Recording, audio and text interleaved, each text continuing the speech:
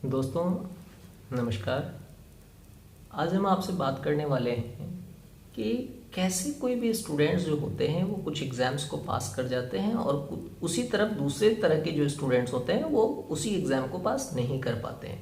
इसके पीछे की वजह क्या है ये चीज़ जानने की हम लोग कोशिश करेंगे। ओके, तो आप समझने की कोशिश कीजिएगा कि आखिर ऐसा होता क्यों है। सवाल एक ही होते हैं, स्टूडेंट्स वही होते हैं जिनकी कैपेबिलिटी अप्रॉक्सीमेट सेम ही होती है। ऐसा नहीं है कि उसकी कैपेबिलिटी कुछ ज़्यादा हो जाती है, किसी और की कैपेबिलिटी कुछ कम हो जाती है, ऐसा बिल्कुल भी नहीं होता है।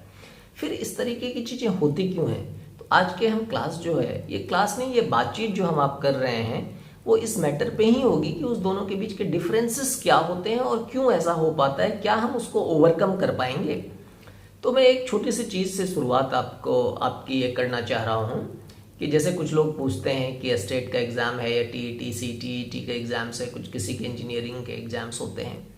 लोगों को किसी भी एग्ज़ाम्स को देखने का नज़रिया ये बहुत मायने रखता है कि आप उसको देखते क्या है। एक तो हम इस तरीके से देख सकते हैं कि एग्ज़ाम्स में मुझे पास करना है, एक ये भी तरीका हो सकता है। लोगों का नज़रिया ऐसा हो सकता है कि मुझे पास करना है। जैसे 150 क्वेश्चंस हैं, 150 मार्क्स के हैं, तो 150 में मुझे अगर 80 मार्क्स भी आ जाते हैं मैं पास कर जाऊंगा। ये एक तरीका है, आप पास से संतुष्ट हो रहे हैं। वहीं दूसरी ओर जो बहुत ही ज़्यादा कॉम्पिटिटिवनेस अपने अंदर रखा हुआ रहता है, जो स्टूडेंट्स, जो कॉम्पिटिटर बहुत ज़्यादा होते हैं, उनका क्या कॉन्सेप्ट होता है, 150 है तो मुझे 140 चाहिए। क्योंकि सिर्फ पास होना उसके लिए इम्पोर्टेंट नहीं है, उसके लिए टॉप होना इम्पोर्टेंट है कि there is space on the top. Always रहता है टॉप पे, ऑलवेज स्पेस रहता है। तो वो चीज़ें बहुत इंपॉर्टेंट होती हैं कि उसको वो चाहिए। फिर वहीं पे कोई लड़का चाह रहा है कि मैं पास हो जाऊं और कोई चाह रहा है मैं टॉप पे चला जाऊं। इसके बीच डिफरेंस किस चीज़ का होता है? तो उसका मेहनत का होता है। ये एक पार्ट है। ऐसा नहीं है कि जो पास करने वाले हैं वो मेहनत नहीं करते, वो भी मेहनत करते हैं। और दूसरा, एक तो मेहनत का बता दिया, और दूसरी जो सबसे ज़्यादा चीज़ें होती हैं वो होती हैं सोचने का, कि वो किस तरीके से चीज़ों को देखता है। मैं अभी आपके सामने एक सेट लेके आऊँगा। उस सेट में मैं आपको ये बताने की कोशिश करूँगा कि उस एग्ज़ाम को 90% स्टूडेंट्स ने किस तरीके से क्रैक किया होगा और उस प्रॉब्लम्स को कैसे सॉल्व करते होंगे। 90% की बात मैं कर रहा हूँ। और आप वीडियो को पॉज कर देंगे, सवाल आप देखेंगे, वीडियो पॉज कीजिएगा, आप अपने तरीके से जैसे भी, क्योंकि मुझे पता है वो सारे सवाल आप सारे भी जानते हैं, आपने कैसे बनाया वो आप देखेंगे। फिर वीडियो को आप आगे बढ़ाइएगा और वीडियो आगे बढ़ाने के बाद आप देखिएगा उसको मैं किस तरीके से सॉल्व कर पा रहा हूँ। आपको डिफरेंसेस समझ में आएगा और आपको पता चल जाएगा, अरे इस सवाल को तो मैं ऐसे भी सॉल्व कर सकता था, लेकिन आपने किया नहीं। जब आपने किया नहीं तो वो जो 2 मिनट्स 5 मिनट्स में सेव करने वाला हूँ आगे आपको इस एग्जाम्स के लिए, आप देखेंगे कि वही 2 to 5 मिनट्स के जो टाइम है वो आपको आगे के 4 से 5 सवाल जो है वो सॉल्व करवाएगा। और 4 से 5 मार्क्स अगर आपको ज़्यादा आ जाता है तो आप समझ लीजिए कि आप औरों से रैंक में कितने आगे निकल जाएंगे, ये आपको समझने की ज़रूरत है। बहुत सारे स्टूडेंट्स कहते हैं मेरा 2 मार्क्स से नहीं हुआ, मेरा 3 मार्क्स से नहीं हुआ। आप सोचिए ज़रा सा, उनके पास अगर 5 to 10 मिनट्स एक्स्ट्रा मिल जाते हैं, वो कितने और सवाल को सॉल्व कर लेगा। ठीक है, एक तो ये पार्ट होगी, पहली पार्ट मेहनत, और उससे भी इम्पॉर्टेंट पार्ट है कि वो सवालों को किस तरीके से देखते हैं, देखने का नज़रिया। क्या लाइन में जो लिखा हुआ है आप वही देख पा रहे हैं या उससे थोड़ा सा आगे आप देख पा रहे हैं? अगर उस सवाल में जो कुछ भी लिखा हुआ है आप उससे 2 कदम आगे देख पा रहे हैं, आपका सॉल्यूशन हो गया।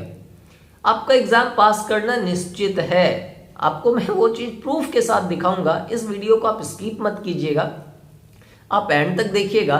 देखने के बाद आपको एहसास हो जाएगी कि हाँ ये बातें बिल्कुल सही कह रही थी। और अगर लगेगा आपको कि नहीं इससे बहुत फायदा हो सकता है, और मैं ये कह रहा हूं, मैं फख्र के साथ कह रहा हूं कि आपको बिल्कुल बेनिफिट होगा टाइम का, तो और आगे के एग्जाम्स के लिए भी होगा, तो आप इसको शेयर भी कर सकते हैं, सब्सक्राइब कर सकते हैं और भी लोगों तक आप इनको पहुंचा सकते हैं। जितने भी कंपटीटर हैं, हम तो ये कहते हैं कि उन लोगों के पास जाना चाहिए, क्योंकि अभी जो मैं बताने वाला हूं वो सिर्फ एक सवाल नहीं बताने वाले हैं, वो कोई क्लासेस नहीं है, वो आपके थॉट प्रोसेस को मैं बताने वाला हूँ कि आप किस तरीके से मैथ्स को आप सोचते हैं और कोई एक सक्सेसफुल बंदा जो अच्छा स्कोर कर रहा है वो उसी मैथ्स को कैसे सोचता है।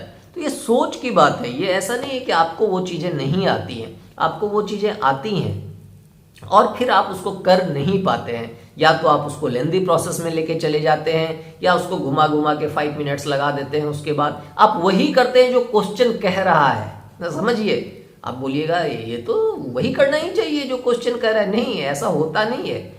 जो क्वेश्चन कह रहा है जरूरी नहीं कि वही आप कीजिए। आप देखते होंगे कभी कभी ऐसा भी होता है कि स्पीड ब्रेकर रहती है, आप आगे जाते हैं, ये मैं प्रैक्टिकल बात कर रहा हूँ, और बीच में स्पीड ब्रेकर कहीं पे टूटा हुआ होता है। आप बाइक कैसे निकालते हो?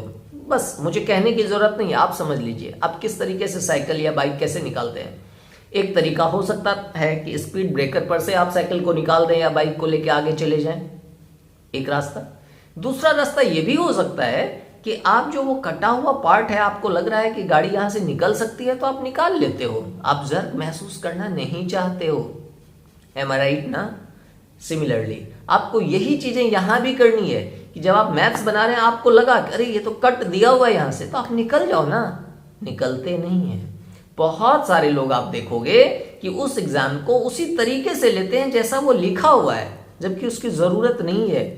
आप थ्योरी जानिए, आप कॉन्सेप्ट जानिए, वो सारी चीजें बहुत अच्छी हैं, आप सब कुछ जानिए, लेकिन at the time of exam, जब आप एग्जामिनेशन हॉल में हो, तो उस टाइम में आपको देखने की ये जरूरत है कि मैं मैक्सिमम कैसे स्कोर कर पाऊं, मैं ज्यादा से ज्यादा कैसे स्कोर कर पाऊं, उसके लिए कौन से ट्रिक्स हो सकते हैं, उसके लिए कौन सी रास्ताएं हो सकती हैं, क्या इस तरीके का कुछ है। तो आज के जो क्लास होंगे, आज की जो चीजें होंगी, आज की जो मैं बात करूंगा वो इसी मैटर पे करूंगा, और बहुत ही मैं आपको यकीन दिला सकता हूं कि आपको बहुत फायदा होने वाला है। वीडियो को लास्ट तक आप देखिएगा। ओके, तो चलते हैं हम लोग क्लास की ओर। और हाँ, अगर आप लोग सब्सक्राइब नहीं किए हैं, चैनल को सब्सक्राइब कीजिएगा, दूसरे लोगों तक पहुंचाइए, ताकि मुझे अच्छा लगे कि हाँ, मैं अगर कुछ कर रहा हूं तो आप लोग उस चीजों को देख पा रहे हैं। कमेंट जरूर कीजिएगा। ओके, तो चलते हैं हम लोग। Let us start with the maths. Okay, study maths by Malini Raman. चलिए शुरू करते हैं हम लोग। सवाल है कि 3 ब्रांड ए, बी तथा सी के पेन क्रमशः 10, 12 और 24 के पैकेट में उपलब्ध हैं। यदि एक दुकानदार को तीनों प्रकार के पेन समान संख्या में खरीदने हैं तो उसके द्वारा खरीदे जाने वाले पैकेटों की न्यूनतम संख्या क्या होगी। बड़ा सिंपल सा है कि 3 ब्रांड है, ए, बी, सी है, 10, 12 और 24 के पैकेट हैं। एक दुकानदार को तीनों प्रकार के पेन समान संख्या में खरीदने हैं, बराबर बराबर ही खरीदने हैं, तो पैकेटों की न्यूनतम संख्या क्या है। अब आप सोचिए कि आप इसको किस तरीके से बनाएंगे। ये क्वेश्चन क्या कह रहा है कि ए बी सी है, ए बी और सी है, और 10, 12 और 24 के पैकेट्स हैं। 10, 12 और 24 के पैकेट्स हैं, तो उसको ये बड़ा सिंपल सा, आप 10, 12 और 24 के पैकेट्स का एलसीएम निकाल लीजिए, आपको आंसर मिल जाएगा। ठीक है, 10, 12 और 24 का पैकेट्स का एलसीएम जब आप निकालेंगे तो कितना आएगा, वो एलसीएम ही आएगा 120 आपका। तो 120 समझिए, 120 इसका मतलब है 10, 12 और 24 से डिविजिबल है। तो 10 के केस में 120 आता है, तो 12 के केस में 10 आएगा। ठीक है, और 24 जो है 24 के केस में 5 आएगा। ओके, आपका ये आंसर आ जाएगा। इसमें बहुत बड़ी बात नहीं है, बहुत बड़ा तीर नहीं है। ठीक है, दूसरा सवाल है कि एक वर्ग की भुजा 4 सेंटीमीटर है, इसे काटकर 4 बराबर वर्गों में विभाजित किया जाता है, प्रत्येक छोटे वर्ग का क्षेत्रफल क्या होगा। अब देखिए, इस सवाल को समझने की जरूरत है। बहुत स्टूडेंट इसको कैसे सॉल्व करेंगे, पहले एक वर्ग बनाएंगे। एक वर्ग की भुजा 4 सेंटीमीटर वाली है, इसे काटकर 4 बराबर ऐसे करेंगे, 4 बराबर वर्ग हो गए। अब छोटे वर्ग का क्षेत्रफल क्या होगा, ये पूरा 4 है तो ये 2 हो गया। ठीक है, ये 4 है तो ये 2 हो गया, ये 2 हो गया, ये 2 हो गया, तो ये 2/2 हुआ। तो आप 2 × 2 4 लिख सकते हैं। जैसा कि आप देख रहे हैं आंसर शीट में, किसी ने 1 पे टिक मारा है, किसी ने 4 पे टिक मारा है, तो ये 4 हो गया। दूसरा आप ऐसे कर सकते हैं ना कि 4 साइड है 4, तो 4 × 4 स्क्वायर हो गया। ये देखिए, इस चीज से आपको ये ग्राफ वगैरह ये ड्रॉ करने की जरूरत ही नहीं पड़ेगी। 4 × 4 / 4 = 4, आंसर आ गया। मतलब मैं यही बात कहना चाह रहा था कि इसी सवाल को किसी ने ऐसे बनाया, किसी ने ऐसे बनाया, तो आप कैसे बना रहे हैं। सेकेंड से ज्यादा सवाल में टाइम लग ही नहीं सकता है। मतलब सेकेंड्स मतलब कि 1 मिनट से कम का, वो 5 सेकेंड 10 सेकेंड में हो सकता है। अगला सवाल देखिए, ये बहुत ही अच्छा सवाल है, और आप देखिए क्या गलती करते हैं। सवाल है कि वह संख्या जो 1 से 10 तक सभी संख्याओं से विभाज्य होगी निम्न है। कौन सी संख्या है जो 1 से 10 सबसे भाग लगती है। अब आपको समझने की जरूरत है। आप बताइए कौन सी ऐसी संख्या है जो 1 से 10 सबसे भाग लगती है। आप क्या करेंगे, बैठ के 1 से लेकर 10 तक से आप डिवाइड कीजिए, एक तरीका ये है। दूसरा तरीका आप सोचिए, अगर आपके दिमाग में कुछ आ रहा है तो मैं देखिए मैं क्या बता रहा हूँ आपको, आप पॉज कर लीजिए अगर आप सोच के कुछ और तरीके से बना सकते हैं तो। और कितने सेकंड में सवाल मैं दे रहा हूँ वो देखिए। 1 से 10 तक सभी संख्याओं से कटने वाली है। 10 से कट जाती है, 3 से नहीं कटती है। 100 3 से नहीं कटती है। 604 3 से नहीं कटती है। काम खत्म, आंसर 4 ही ऑप्शन है आपके पास में, 2520, आप देख लीजिएगा। मतलब कभी कभी आंसर से भी आपको आगे बढ़ने की ज़रूरत है। हो गया, हमको ये चेक करने की ज़रूरत नहीं पड़ी कि 1 से 10 तक कौन है, उसका एलसीएम निकालेंगे कि क्या करेंगे। उतना करने में आपका टाइम किल हो जाएगा और आपको आंसर भी बहुत लेट से मिलेगा। अगला सवाल देखिए, आयशा के पास केवल 5 और 10 के सिक्के हैं। 5 और 10 के सिक्के हैं। उसके पास सिक्कों की कुल संख्या 25 है और 160 रुपया है उसके पास में। तो उसके पास 5 और 10 के सिक्कों की संख्या क्या है? कुल संख्या तो 25 आपको बोल दिया, ठीक है। अब देखिए कुछ लोग कैसे बनाएंगे वो मैं बता देता हूँ। कुछ लोग इसको बनाएंगे कि उसके पास में मान लीजिए कि 5 रुपये के x हैं, 10 रुपये के y हैं, तो 5x + 10y is equal to 160 रुपया, ऐसे बनाएंगे। तो उसके पास और टोटल संख्या 25 है, यानी x + y is equal to 25, तब वो बना के अपना देखेंगे। अब देखिए मैं कैसे बना रहा हूँ, इसको समझने की आपको ज़रूरत है, ठीक है। आप आ गए आंसर पे, ठीक है। आंसर में 20 और 5, 25, 15 और 10, 25, 10 और 15, 25, 18 और 7, 25। यहाँ तो ये दे दिया है, यहाँ तक में कोई दिक्कत आपको है नहीं, ठीक है। तो आप सिंपल सा चीज़ समझिए कि 160 रुपया है, ठीक है, पुराना है आपको, तो आप किसी भी एक को उठा लीजिए, आपको आइडिया आ जाएगा। कैसे? किसी एक को कैसे? एक तो 5 रुपये वाला और 10 रुपये वाला, यानी पहले 5 रुपये वाला आएगा, दूसरा 10 रुपये वाला आएगा। देखिए 10 गुना 15 अगर कर देते हैं तो 150 हो गया ना, ये अकेले काफ़ी ज़्यादा हो जाता है, ख़त्म कहानी। 10 गुना 10 अगर करते हैं तो 100 हो गया ना, 10 गुना 10 अगर करते हैं 100 हो गया ना, 15 × 5 = 75, ये भी ज़्यादा निकल गया। इसका मतलब है कि 10 से भी कम होगा, 10 से कम 7 में करते हैं, देखिए 10 × 7 = 70 हो जाता है और 18 × 5 = 90 हो जाता है, हो गया आंसर, ठीक है। तो बहुत केस में आप यह देखेंगे कि आपके तो आंसर सामने में है और आपको कर लेने की जरूरत है। ये सबसे बहुत अच्छा सवाल मुझे लग रहा है। देखते हैं क्या हो सकता है। सवाल है आपका 17.5 × 3 - 21 / 7 - 3 × 12.5। जरा आप समझने की कोशिश कीजिए। बहुत सारे, आप पॉज कीजिए वीडियो, आप सॉल्व कीजिए, देखिए आप कैसे सॉल्व कर पा रहे हैं। आप पॉज कीजिए। अब आप देखिए पॉज कर, जब आप हटाएंगे तो बहुत सारे स्टूडेंट्स इसको सॉल्व करेंगे। 17.5 × 3 मल्टीप्लाई करेंगे, -21 / 7 - 3 × 12.5 उसको मल्टीप्लाई करेंगे, देन सॉल्व करेंगे। जैसा कि आप आंसर शीट में देख भी रहे हैं कि जिस बच्चे का आंसर शीट मेरे पास में है उन्होंने शायद इस तरीके से इसको सॉल्व किया है। मैं बता रहा हूँ कि कैसे इसको, यही चीज़ मैं तभी बताना चाह रहा है। आप लाइन में वही देख पा रहे हैं क्या जो क्वेश्चन में दिया है, लेकिन हम उससे थोड़ा सा आगे देख रहे हैं। अब इस सवाल को ऐसे आप सॉल्व कर सकते हैं क्या?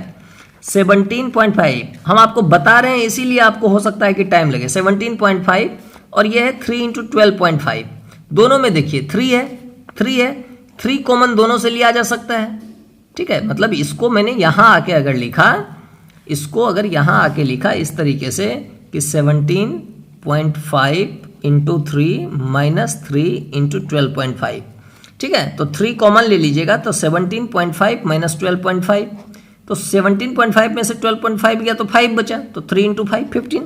ये कितना सेकंड में हो जाएगा आपको पता भी नहीं चलेगा, यानी this minus this is equal to 15 हो गया। मुझे मिल गया कि this minus this is equal to 15, और 7 / 3 जो होता है ये 21 / 7, 21 / 7 जो होगा वो 3 होता है, ठीक है। तो 15 - 3 इज इक्वल टू 12 आंसर। हाँ, जो आदमी, अब आप अभी आप कह सकते, हो सकता है आपको लगे कि ये तो ज़्यादा टाइम लगा, नहीं, ये ज़्यादा टाइम नहीं लगा। मैं इसको कैसे सवाल को बना लेता और किस तरीके से इसको बनाते, ये आप देखिए। 17.5 × 3 - 21 / 7 - 3 × 12.5 है ना दिया हुआ, बस दिस 17.5 12.5 ये हो गया, 17 × 5 = 12 5, ठीक है, 5 × 15 - 3 12, आंसर आ जाता 12। ऑफ कोर्स ये मल्टीप्लाई करने से पहले बन जाता। अगला सवाल देखिए आप, एक बाग के वृक्षों में नीम के वृक्षों की संख्या 1/6 है। नीम के वृक्षों की संख्या कितनी है? 1/6 है। हम लिख नहीं रहे हैं, आप समझिए, आपको हमको समझाना है इसीलिए टाइम लगा। आधे वृक्ष अशोक के हैं यानी हाफ अशोक के, शेष यूकेलिप्टस के।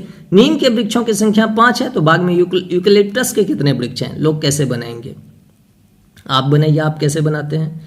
मुझे लग रहा है मैक्सिमम लोग ऐसे बनाएंगे कि वृक्षों की संख्या मान लीजिए x है।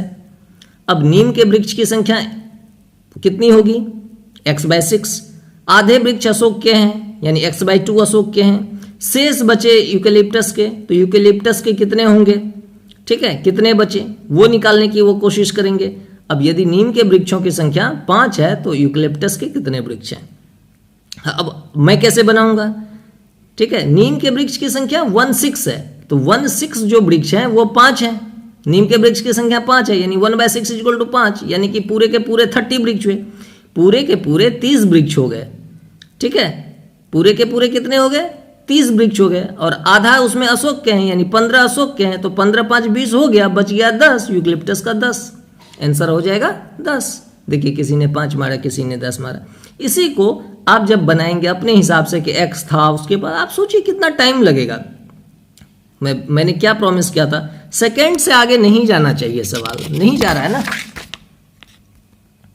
सवाल है, एक रेलगाड़ी दिल्ली से 29 अगस्त 2019 को 16:30 बजे प्रस्थान करती है और अपने गंतव्य पर 31 अगस्त को 8:45 में पहुंचती है, तो कुल टाइम बताइए। काम खत्म। 29 अगस्त 19 को 16:30 में जाती है ना, तो 29 अगस्त 24 बजे तक रहती है, तो कितना टाइम यहाँ पे टाइम मिल गया आपको?